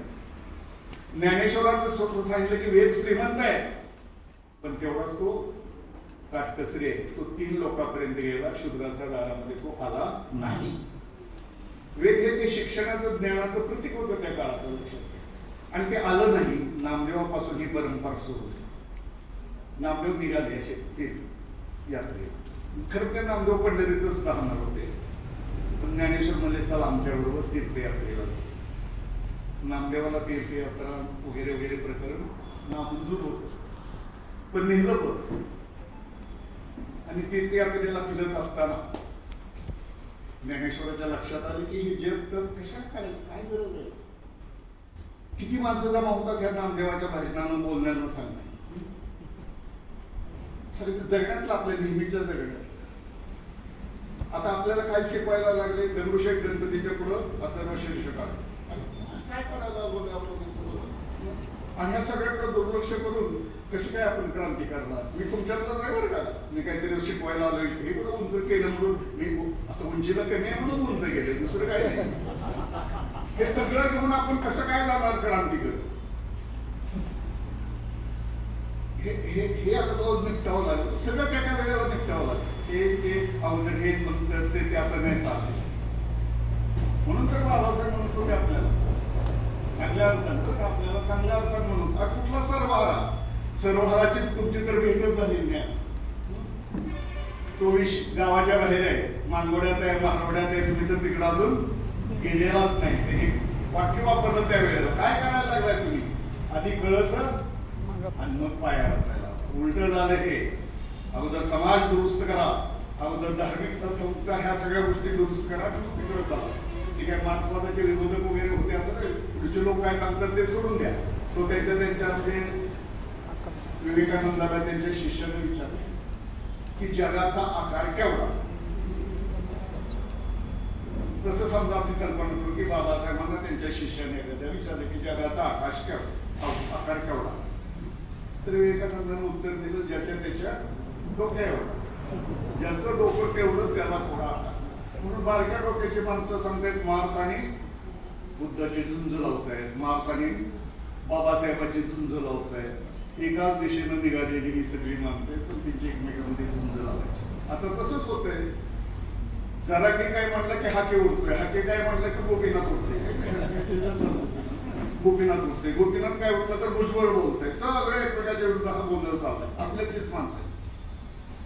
आणि मस्तपैकी हे सगळं बाहुल्याची सूत्र आता मध्ये घेतलेलं आहे. कुठली बाहुली नाचवायची त्यावेळेस तेवढं बाहून तोरा वाढायचा आणि ती नाचताना नुसतं तरी नाचावं की त्या बाहुली. नाचता नाचता शिवाजी महाराज की जय म्हणतात. प्रकार आहे. शिवाजी महाराजांचं नाव घेऊन तर नामदेव त्या तीर्थयात्रेला जायला तयार नव्हतं. ज्ञानेश्वरांना बळ दिलं. म्हणजे निर्धन ज्ञानदेव हा असा एकमेव संत आहे, दुसरा आहे त्याच्याबरोबर सेना नाही. बाकीचे इकडेच अटकले, काहीतरी आक्षेपार झेंडा सदाशिव भावांना लावला असं म्हणतात. त्या सदाशिवराव भाऊच्या अगोदर नामदेवानं मराठी भाषा विठ्ठलाची भक्ती अगोदर कुठे नेऊन पोहोचवले? पंजाबात नेऊन पोहोचवले. पंजाबात नेऊन अटकेच्या पलीकडे गेले पंजाबात. त्यांचा जो गुरुग्रंथ साहेब नावाचा ग्रंथ आहे त्याच्यामध्ये नामदेवांच्या अभंगाचा समावेश झाला. तिथपर्यंत जाऊन पोहोचली. भक्तीचा महिमा होता, सगळा कल्लोळ उठला भक्ती. ज्ञानेश्वरांनी सगळं पाहिलं. हे प्रकरण फार मोठं आहे. हे असं जर चालत राहिलं तर वर्णाश्रम धर्म काय होईल? बुडून जाईल, संपून जाईल. आणि मग त्यांनी दुरुस्ती करायची ठरवली आपल्या विचारामध्ये, आपल्या आचरणामध्ये. काय दुरुस्ती केली? तीर्थयात्रेवरती पंढरपूरला आले. पंढरपूरला आल्यानंतर भोजनाचा कार्यक्रम आयोजित केला. भोजनाचा कार्यक्रम पहिल्यापासून आहे बरं का. आज सुद्धा पोटात जायचा मार्ग आहे राजकारणात, लक्षात घ्या. भोजनाचा कार्यक्रम पहिल्यापासून आहे. तर भोजनाचा कार्यक्रम आयोजित केला. सगळ्या पंढरीच्या ब्राह्मण मंडळीनं बोलवलं. माझ्याबरोबर ब्राह्मण तर स्वस्त झाले.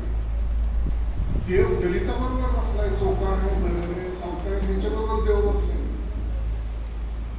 त्यांना सगळं असह्य झालं.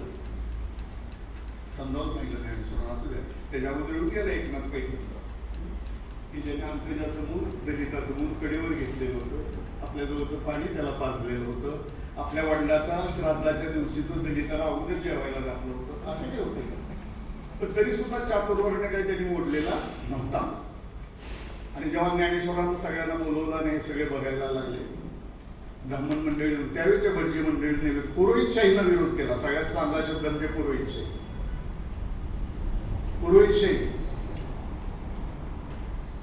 पुरोहितांना शाहूराजाला सुद्धा संघर्षाच्या मैदानात खेचलो. आता थोड्या वेळात तुम्हाला शाहू ऐकायला मिळायचं आहे. शाहूराजाला मैदानात खेचलेलं होतं. शाहूराजा चातुर्मासामध्ये पंचगंगेमध्ये आंघोळीला जायचा. पहाटेची वेळ, कडाक्याची थंडी असायची. तो राजा म्हणजे नुसताच राजा नव्हता, तो सह्याद्रीचा कडा होता. तो या देशातल्या पैलवानाचा राजा होता. आणि हा सह्याद्रीचा कडा पाण्यामध्ये आंघोळीला उतरायचा आणि भटजी काठावरचं काय सांगायचा, मंत्र वगैरे काय म्हणायचं आणि हे आंघोळ करायचे. मग याच्यात लक्ष केलं तर मी माझ्यासारखा धडधाकट प्रकृतीचा माणूस या कडाक्याच्या थंडीमध्ये मला जीव भरतोय, भटजी तर असलाय. विचारलं राजा, हे कसं काय तुम्हाला सहन होतं, आंघोळ कशी केली? त्यावेळेला आम्ही नेहमी शुद्ध असतो, आंघोळीची वगैरे आम्हाला काही गरज नेहमी शुद्ध असतो. राजा समजला की वस्तुस्थिती आहे बरं, काही जुन्या काळातला इतिहास सांगत नाही तुम्हाला. राजा समजला आणि माहिती काढली आणि राजा नको त्या ठिकाणी जाताना असं दिसलं की हा भटजी रात्रभर नको त्या ठिकाणी होता आणि पहाटेला आता ह्या ठिकाणी उभा आहे. लढा सुरू झाला तिथं शाहूच्या संस्थानामध्ये, वेदोक्त प्रकरण असं म्हणतात. त्या प्रकरणामध्ये लोकमान्य टिळकांनी सुद्धा उडी घेतली. साधा लहानसा प्रश्न, परंतु देशाचा नेता सुद्धा शाहूच्या विरुद्ध बाजूला उभा. पण शाहू राजा होता, लढवय्या होता, त्यांनी विजय मिळविला आणि वेदाचा अधिकार त्यांनी मिळवला. आणि हिथंच ते विजयी झाले आणि महात्मा फुलेंच्या अनुयायी म्हणून ते पराजित झाले. लक्षात, ते विजयी झाले. पण महात्मा फुलेच्या सत्यशोधक चळवळीचे जर ते अनुयायी असते तर त्यांना भटजी, त्यांना वेदन, पुन्हा पूजा, पुन्हा अलंकार असल्या गोष्टीची गरज नव्हती. तिथं महात्मा फुल्यांच्या तत्वज्ञानाचा पराभव झाला. एकाच वेळेला दोन्ही गोष्टी. तसं इथं घडले आहे. ज्ञानेश्वरांनी पाहिलं की ह्याच्यामध्ये ताकद आहे, हे नामस्मरणामध्ये लोक जमा होत आहेत. किती ताकद आहे, किती ताकद. आता ह्या काळात ताकद किती वाटत. इंदुरीकर महाराजांची वर्षापूर्वी कीर्तन बुक करावी लागतात.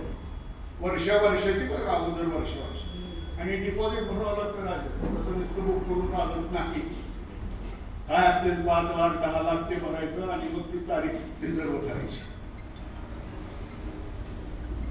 तर त्यांनी लक्षात घेतलं ज्ञानेश्वरांनी की हे आता आपल्याला जरा थोडंसं सही व्हावं.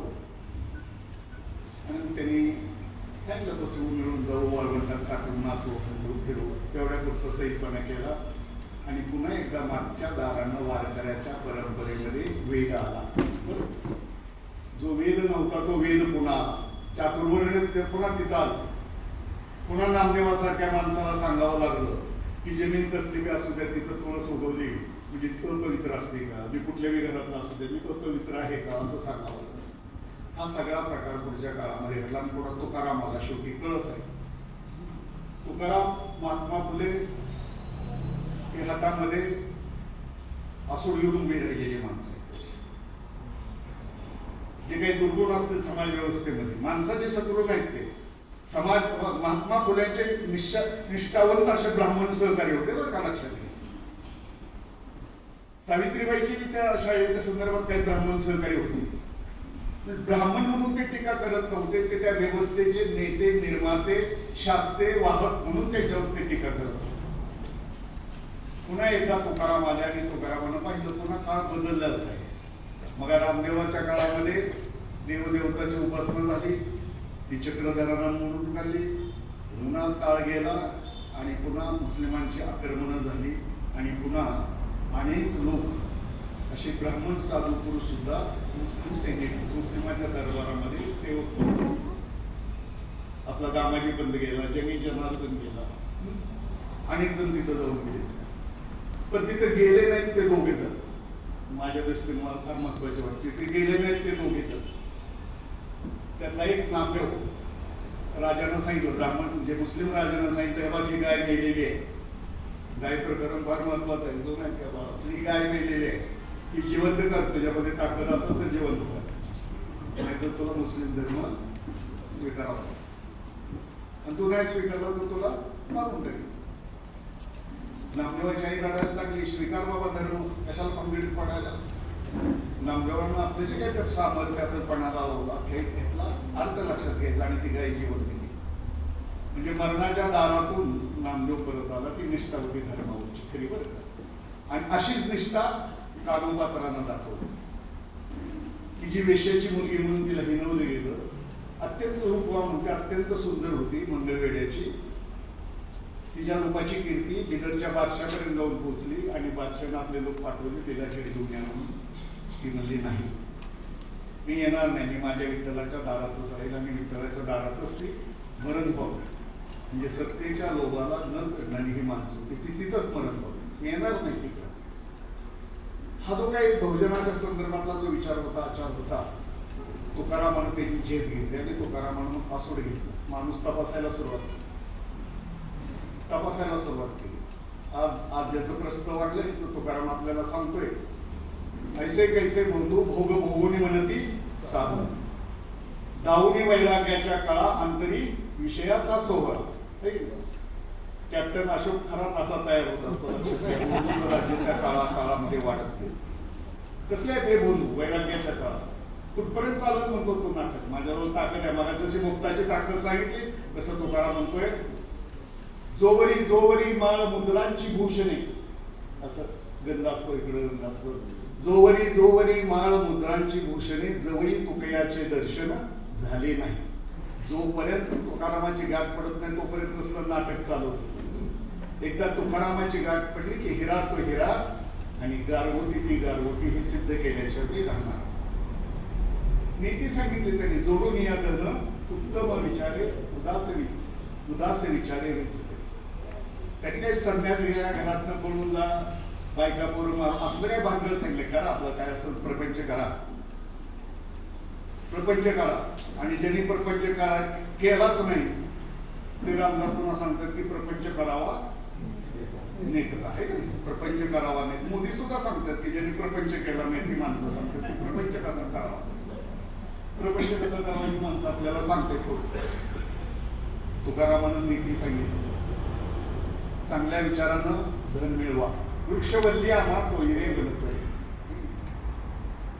पक्षी हे आपले मित्र आहेत, सगळे प्राणी आपले सगळे सोबत आहेत. हे तुकारामानं आपल्याला सांगितलं की पराई या नारी रुक्मिणी समान. परकी स्त्री कशी आहे आपल्याला? रुक्मिणी सारखी. ही नीती आहे. ह्या समाजाच्या कर्त्या माणसानं नीती समाजामध्ये पसरवायची असते. दिवसाला जर महाराष्ट्र नावाच्या राज्यामध्ये 3-3 चिमुरड्या काळ्या करून टाकल्या जातात आणि महाराष्ट्राचा मुख्यमंत्री म्हणतोय मी कुणालाही सोडणार नाही, कुणावरच काय होत, कशी राहील नीती? ही नीती कशी राहील? कारण आमच्याकडे ग्रामीण भागातली म्हण आहे, वरागानं कसं वागायचं हे वरमाईवर अवलंबून असतं. लक्षात, वरमाई जर लग्नाच्या मंडपात गेले आम्हाला जेवायला द्या, चहा द्या, आमचं द्या, असा गोंधळ करायला वराडचं पोटासाठी चाललेलं असतं, तिथं गोंधळच करत होतं. तर नीती सांगितली तुकारामानं, परकी स्त्री आपल्याला रुक्मिणी सारखी आहे. त्यांनी मगाची गोष्ट सांगितली, खरं खोटं निवडा. खरा संत कोण आहे, खरा महाराज कोण आहे, खरा बुवा कोण आहे, नीट बघा, तपासून बघा.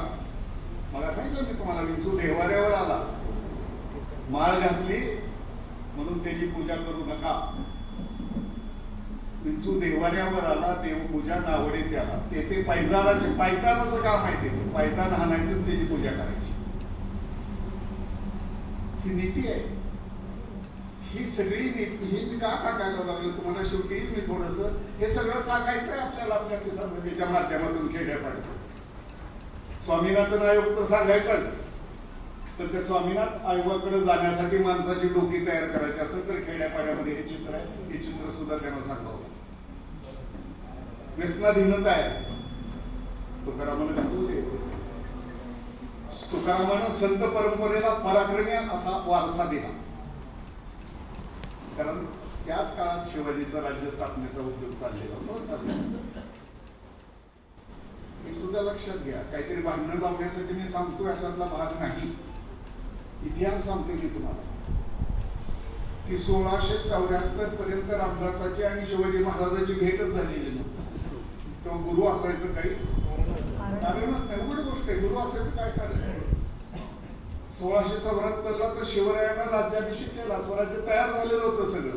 गुरु असण्याचं काही एक कारण नाही, याच्यामध्ये रामदासाचा कधीपणा नाही आणि शिवाजीचा मोठेपणा नाही. जी वस्तुस्थिती लागते. तुकारामांना असं सगळा ज्याला पुण्यात एक असा एक्सरे काढला समाजाचा आणि ज्या ज्या चुका होत्या त्या चुका सांगितल्या, म्हणून तुका कळत झाला. आपल्यातला येतो तुका आपल्यातला आहे. मगाशी मी तुम्हाला परंपरा सांगत असताना सांगितलं बसवर्णाचं वगैरे. आपल्याकडे सुफी परंपरा आहे. सुफी नीट लक्षात घ्या, सुफी परंपरा आहे आपल्याकडे. शिवरायांना अनेक लोकांना गुरु मानलं होतं. त्यात याकूत बाबा एक होता. याकूत बाबा असं त्या सुफी संतांचं नाव. नगर जिल्ह्यातलं कुणी जर आला असेल तर श्रीगोंदा नावाचं गाव आहे. तिथं शेख मोहम्मद महाराज नावाच्या मुस्लिम साधूची मंदिर आहे, मोठं यात्रा भरते. शहागडगड कुणी आला असेल तर शहानाचा प्रवास असेल तर त्या भागात होता मुस्लिम. आणि ज्यांना जास्त वाचायची सवड आहे त्या लोकांना सांगतोय की अलीकडं 1-2 वर्षापूर्वी एक सुरेख अशी कादंबरी संग्राम गायकवाड नावाच्या एका लेखकानं केली. तिचं नाव आहे मन समजावून. त्या मन समजावून कादंबरीमध्ये वेगवेगळ्या भागात त्याच्यात एक सांगितलेलं आहे की एकनाथाची गुरु परंपरा सुफी आहे. चांद मोजल्यापासून आहे. चांद मोजले म्हणजे सुफी संगतीपासून आलेली परंपरा आहे एकनाथाची. आणि तुकारामाचे केशव चैतन्य आणि राघव चैतन्य हे सुफी परंपरेतले संत आहेत. मुद्दा काय आहे हे आपण आता असं जर सांगत बसलो तर माणसं अनुभव लक्षात. किसान सभेच्या कार्यकर्त्यांना असं सांगत बसलो असलं आपण आता लोकशाहीमध्ये राहिलो. जात पात धर्म काही मानू नका. भूक सगळ्याची सारखी आहे. सगळ्याची भूक सारखी आहे. विकी एवढे पोट केवढा बोबाट तयार. विकी एवढे पोट केवढा बोबाट तयारचा जळो त्याची विटंबना भूक नाचेवी जन्म. भुकेमुळे माणसं नाचतात. आपली भाकरीची भूक आहे, त्याची पैशाची भूक आहे, ती बी नाचायला लागले. त्यासाठी भुकेमुळे माणसं नाचतात. हा सगळा उपस्कार तुकारामांनी सांगितला. आणि शेवटी रामदास आहे. या परंपरेमध्ये जसं ज्ञानेश्वर बळच बसवले तसं रामदास बसवत होतो. रामदास याच्यामध्ये बसत नाही. पुन्हा त्यांनी ब्राह्मणी धर्म नव्यानं जन्माला घातला, पुनर्जीवन केलं. आज जे केलं ना RSS तसंच पुनर्जीवन केलं रामदास. तुकारामानं सांगितलं की जळे जळो जिने लाजीरवाणी. भिक्षा मागणं म्हणजे लाजीरवाणं नाही. रामदासानं जुळल्या आणि दासो सुरू झाला. चातुर्वर्ग कसा ठेवला. हिंदूमध्ये ब्राह्मण श्रेष्ठ असतो, ब्राह्मणच गुरु असतो, इतरांना गुरु करू नये तो अधिकार नाही, अशा स्वरूपाचा तो दासबोध आहे. 2दा झालाय दासबोध. एकदा 9 समासाचा म्हणजे 9 भागाचा दासबोध आहे. एकदा 21 भागाचा दासबोध. पहिला भाग हा पुराणमतवादी विचाराचा आहे. पुढचा भाग थोडासा प्रगतीशील विचाराचा दिसतोय. आणि अभ्यासक काय म्हणताय की हा स्प्लिट ऑफ पर्सनॅलिटीचा माणूस होता. हे जर अंतःकरणच डुबून दिले. रामदासाचं अंतःकरणच डुबून दिले. एका वेळेला 2-2 गोष्टी त्यांच्या जीवनामध्ये होत्या. तर ही परंपरा इथं आली. आता माझा मुद्दा, आपला मुद्दा मला जे सांगितले तुम्ही की आपण काय करावं, काय करावं म्हणजे तुम्हाला सगळ्याला कळतं आपल्याला. नावं ठेवत फिरू नये. नावं ठेवणं म्हणजे क्रांतिकारक झालं असं समजण्याचं काही एक कारण. लोकांना नावं ठेवली आपण म्हणजे क्रांतिकारक झालं असं. आणि हातात गंडेदोरे बी बांधून येत दुसऱ्याचं हे बी लक्षात. पण आपण त्यांच्या ज्या काही अंधश्रद्धा आहे, जे काही उपास तापास आहे, जे नवसायास आहे, खरं तर धर्माच्या प्रार्थना काय मुळातल्या वेदामधल्या की पाऊस पडू दे, गाई दष्टपुष्ट राहू दे, गाईंना दूध देऊ दे. कुठल्याही वेदाच्या प्रार्थनेमध्ये आम्हाला स्वर्गात नाही, आम्हाला नरकात नेऊ नको, आम्हाला परीक्षेत पास कर, आम्हाला मंदिरपद दे, असली प्रार्थना कुठंच नाही. परमार्थिक स्वरूपाच्या त्या सगळ्या प्रार्थना की आपण पुन्हा समजावून नाही. देव द्यायला बसलाय. भगवंत भुकेला भक्तीचा सामना. त्याला मनाचा भाव पाहिजे. भाव तेथे देव. कबीर म्हणतोय की मला राम राम राम म्हणायची वेळ येत नाही. मी टाकला, मला माहिती आहे, पण महत्वाचा भाग आहे शेवटचा की मला राम राम मानायची वेळ येत नाही, कारण माझं मनच इतकं निर्मळ आहे की रामच माझ्या पाठीमागे येतो, कबीर कबीर कबीर करत, इतकं माझं मन आहे. तर निर्मळ मानाचा हा काम आहे. व्यसन सोडली पाहिजे, हे सांगितलं पाहिजे आपल्याला. हे जे काही स्त्रियांची जी अवहेलना चालली आपल्या व्यवस्थेमध्ये, त्याबद्दल आपण जागा केलं पाहिजे. नशिबावर इथं काहीतरी कोणी लिहिलंय हे खोडून काढलं पाहिजे. हे आपल्या हातामध्ये, आपल्या कष्टामध्ये बदलतंय. बरोबर बदल, आज बदल, उद्या बदल. येईल पुढच्या वर्षी, ह्या वर्षी दुष्काळ, पुढच्या वर्षी काहीतरी पुन्हा संकटात येशील, तर येईल काहीतरी होईल. हा विश्वास त्याला दिला पाहिजे. त्याला जीवनाबद्दल, जगण्याबद्दलचा आनंद वाटला पाहिजे, असं काहीतरी दिलं पाहिजे. मग तर काय करावं? मी 20 वर्षापूर्वीचा राज्यात अत्यंत चांगला लेख वाचला, कदाचित तुमच्या वाचनात आलेला असेल. तो लेख मी त्याची जेव्हा तुम्हाला इथं देऊन जाणार आहे. विदर्भातले भास्कर गोळे नावाचे विचार होते, त्यांनी लिहिलेला लेख आहे की शेतकऱ्याच्या आत्महत्येचं समाजशास्त्र. शेतकऱ्याच्या आत्महत्येचं समाजशास्त्र. ते काय म्हणताय की केवळ आर्थिक कारणामुळे शेतकरी आत्महत्या करायला लागला हा विचार डोक्यात काढून टाका. आर्थिक कारण तर आहेच, पण पूर्वीचा समाज, त्या समाज व्यवस्थेतला शेतकरी, समाजाला एकत्र करायची जी व्यवस्था होती त्या काळात, ती बंद सगळे सैल. माणसं माणसापासून दुरावली आणि प्रत्येकाला व्यक्तिगत जबाबदारी आपल्या अंगावर घ्यायची वेळ आली. ती जबाबदारी मोठी वाटायला. पूर्वी भावकीतली माणसं, गावातली माणसं एकमेकाला मदत करत,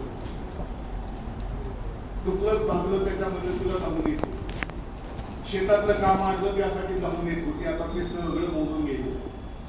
आता दुभंगला येतो शेतकरी, आणि दुभंगलेल्या शेतकऱ्याला दिलासा देण्यासारखं पूर्वीच्या काळातलं काहीच राहिलं नाही. की जे कीर्तनात होतं, जे भारुडात होतं, जे गवळणीमध्ये होतं, जे रूपकात होतं, जे तमाशात होतं, जे लावण्यात होतं, ते ग्रामीण जीवनातलं आता काय झालं, सगळं संपलंय. कोरोना ठक्क पडलाय ग्रामीण. त्याच्या जगण्याला आनंद तयार करायचा असेल, मला फार क्वचित दिसलं, धर्मात मला दिसला इथं, नाही तर सभा चाललेल्या असतात तर शाहीर नाही सभा आहे. ज्याला जागा करायचं त्याला शाहीर लागतोय, लक्षात घ्या. आणि ती परंपराच आपण सोडली. त्या पहिल्या किसान सभेच्या अधिवेशनामध्ये क्रांतिसिंह नाना पाटील अध्यक्ष झाले. ती किसान परिषद आयोजित करण्यासाठी लालबाग टाकाला पक्षाच्या सगळ्या शहरानं मैदान गाजवलेलं होतं, आणि मग ती परिषद यशस्वी. आज आपल्याला ग्रामीण भागामध्ये जायचं कशाच्या आधारानं जाणार? मी बोलतो इतकं ऐकायला लोकांना सवड नाही. तिथं त्याच्या जगण्याची गाणी म्हणली पाहिजे, तिथं शाहीर गेला पाहिजे. शाहीर आता ही आपली परंपरा लक्षात घ्या. हे सगळं बंद करून टाकलंय. आता हे सगळं बंद करून टाकलंय. काहीतरी मला सांगितलं, कोणी सांगितलं मला माहित नाही. तो दीपक आहे ना, कॉर्पोरेट पार्टी. ठीक आहे, हे सोशल मीडियावर झालंय. व्यवहारात पार्टी स्थापन व्हावी लागते, कसा संघर्ष करायला लागतो ते आपल्याला विचारा, लक्षात घ्या. असं काहीतरी त्या राज्यामध्ये जाऊ नका स्वप्नामध्ये, असं काहीतरी केलं म्हणजे होईल. तर काहीतरी कीर्तन, प्रवचन, ज्याच्यामुळे त्याच्या मनातला उत्साह गेलेला असतो, तो उत्साह येईल. जुनाट विचाराला काहीतरी वाट नाही. माणसं एकमेकाच्या जवळ येतील, एकमेकाच्या मोकळ्या मनानं येतील. मी गेल्या आठवड्यात एका ठिकाणी शिबिराला गेलो होतो, एका कामगाराच्या. मला फार आवडलं. साधीच गोष्ट. शिबिर संपलं आणि सगळे शिबिरार्थी कामगार होते, ग्रामपंचायतीचे कामगार, आणि त्या स्क्रीनवर पुढं हम होंगे कामयाब सुरू होता. आणि सगळे इतक्या आनंदानं टाळ्या वाजवत होते, इतक्या आनंदानं बेहोश होऊन टाळ्या वाजवत होते. तिथं वेगळा नजारा होता. असं मोकळं व्हावं लागतं, असं मोकळं व्हावं लागतं, खूप मोकळं व्हावं लागतं. तिथनं चैतन्य घ्यावं लागतं. हे जे शिबिराचं ठिकाण आहे, शेतकऱ्याच्या भाषेमध्ये जर म्हणायचं आपण, कोरड्याच्या दिवसामध्ये विस्तू करून ठेवतात, त्याला आपटी म्हणतो ना आपण. त्या आपटीमध्ये विस्तू असतो, काम झालं की त्याच्यातून आपण झाकून टाकतो, ज्या वेळेला पाहिजे त्या वेळेला विस्तू घेतो. हा विचाराचा विस्तू या शिबिरात घ्यावा लागतो, आणि आपापल्या भागामध्ये जाऊन ते रान आणि मैदान तयार करावं. आणि म्हणून ह्या सगळ्या परंपरेकडे आपण अशा पद्धतीनं पाहूया. त्याचा दुस्वास करायला नको. प्रश्न आता आपल्याला भीषण गुण आलाय आपल्या पुढे धर्माचा, भयानक प्रश्न आपल्या पुढे उभा राहिला धर्माचा. टाळून कसं काय जाऊ शकतो आपण? ह्याला टाळून जाऊ शकत नाही. लहान लहान गावामध्ये आता तुम्ही बघा, मला आश्चर्य वाटायला तुम्ही तर ऐकलं तसं. आता शिवाजी महाराजांची आरती झाली. अरे आरती देवाची असते, हा पराक्रमी पुरुष होता, त्याला दगडापासून नाही जाणार. हा शिवाजी बाबासाहेब सुद्धा अंगात यायला लागले, शिवाजी महाराज अंगात यायला. अशा काळामध्ये आपण पोहोचलो. पण शिवाजी महाराज काय भांडवलदाराचा बळी मागत नाही, ते आपल्या गरीबाचा आपण बळी मागतो. तर हे सगळं जागा करायचं प्रबोधनाचं फार मोठं साधन आहे. आणि धर्म हा नुसता वाङ्मयीन चर्चेचा किंवा नुसत्या प्रबोधनाचा विषय नाही, तर दररोजच्या जगण्याचा आणि आजच्या राजकारणाचा विषय झालेला आहे. म्हणून त्याच्याकडे आपण सगळ्यांनी लक्ष द्यावं अशी मी आपल्याला विनंती करतो, आवाहन करतो. जे मला जमलं ते तुमच्यापुढं मांडलं. मी काही वारकरी नाही, इंदुरीकर महाराज नाही, काही माझा मास्तर आहे. मला जे कळलं ते मी तुमच्यापुढं मांडलं.